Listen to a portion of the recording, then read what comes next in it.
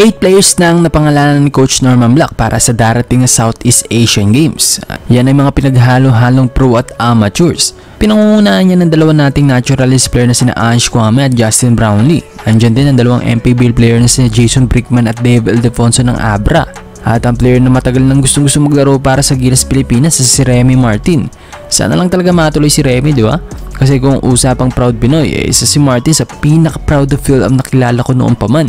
Ilang beses na niya ibinandera ang Pilipinas saan man siya magpunta. Dito nagulat ako nang isama nila sa pool ang Rookie of the Year ng UAP na si VJ Pre. Biruin mo, dating nakat sa Batang Gilas Under 16, maunahan pa niya makapaglaro sa senior team ang mga kabash niyang sina Caleb Harris, Jared Bayat, Andy Hemao at iba pa. At ang dalawang mula sa Juan Bilig na sina Matthew Wright at Bobby Raypars Jr. Sa dalawang to hindi ko rin inaasa na magkakaroon pa rin tayo ng mga players from Japan. Ayon kasi noon hindi talaga tutugma ang schedule ng mga Bilig Boys at KBL Boys natin para sa SEA Games dahil hindi naman ito parte ng FIBA. Pero dahil nandiyan sila ay malamang nakapagpaalam sila na maayos sa kanilang mga mother team sa Japan. At ang inaabangan na lang ngayon ng mga fans ay sino-sino kaya ang kukumpleto sa Final 12. Ayon kay Coach Norman, bigs ang kailangan nila at may mga nakakausap na daw sila from UAP. QMB sana para masubukan na agad, pero yun nga hindi raw siya makapaglaro dahil hindi nga ito part ng FIBA. Ayaw pang pangalanan ni Coach Norman ng mga napipisil niyang player from UAP.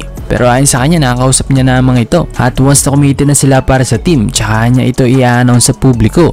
Isa ang nakikita kong malaki ang chance na kunin ni Coach Norman dyan, ang 6'8" big man from DLSU na si Michael Phillips. Walang duda yan. Kasi kung big man ang hanap niya, ito na nga si Motor Mike, ang pinakadominanteng big man ngayon sa UAP.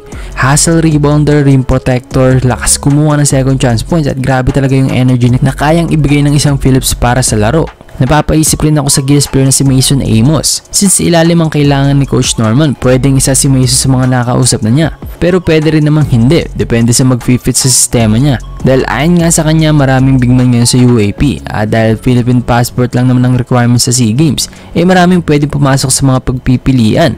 Sean Alter at Gani Steven ng UP, Mason Amos, Luis Pablo Michael Phillips at ang bagong Green Archer na si Seven Gagate. Meron din sa iba pang UAP team like Kobe Dimisana.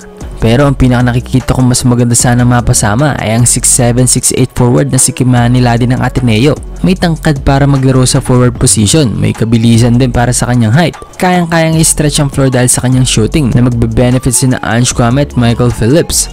Isa tong si Kimani sa mga magandang ilapit sa exemption rule ng FIBA sa mga susunod na taon. Yung height at skills niya ay swak para sa international. Saka hindi yan maiimbitan sa NBA workout noong NBA Summer League kung hindi basta-bastang player si Kimani. Tungkol naman sa passport, meron ng Philippine passport si Kimani. At ang isa pang player sana gusto kong mapasama sa Gilas. Yun lang hindi siya mula sa UAP. Ang 6'6" winger from San Beda Red Lions si Jumel Puno. Sa pagkakalam ko, pure Pinoy itong batang to at 17 years old niya nakakuha ang kanyang passport. Sayang lang hindi pa napaaga ng konti, diba? Dahil kabash niya sina Mason Amos noong under 18. Yun nga maganda sanang addition nitong si Puno sa SEA Games. Too big para sa mga gwardiya at too fast naman para sa mga forward. Miski yung DLSU, hirap na hirap sa kanya noong laban nila sa Asia Basket. Shifty player din kasi itong si Puno, creative sa pag-finish ng basket, matibay din ng ball handling at may tira din sa labas. Okay din na defender dahil mahaba ang wingspan, pretty athletic din. At same with Kimani Ladi, magandang mapasama rin si Puno sa Gilas. Dahil dito na sila nag-collegiate at kung dito sila maglalaro ng pro, sa mga susunod na taon magandang lakarin ng kanilang eligibility sa FIBA.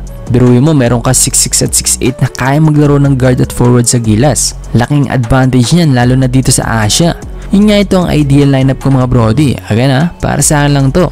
Yung 8 player na pinangalanan ni Coach Norman, plus si Michael Phillips, Kimani Ladi, Jacob Cortez at Jumel Puno. Yung Cortez maganda pambalit kila Martin at Brickman. Sa ipinapakita din niya sa mga nakarang laro ng DLSU, probably isa si Jacob Cortez sa pinakamahusay na point guard ngayon paparating na season ng UAP. Pero kung hindi pa pwede mahiraman ng player ang NCAA, palitan natin ng Chico Briones yung Jumel Puno. Dami na rin namang bigs, Kwame, Phillips, Ladi at Brownlee. Si VJ Pre 4 din yan, kaya okay na may isa pang winger tayo na may tira sa labas. Ayun, kaya mga brody, anong sa tingin nyo? Palag-palag na kaya itong ideal lineup natin para sa SEA Games? Siguradong all out din ang iba nating kapitbahay dyan, lalo na ang host country na Thailand. Sila ang nasunod sa eligibility rules ng tournament, kaya asahan nating malakas sila sa darating na SEA Games.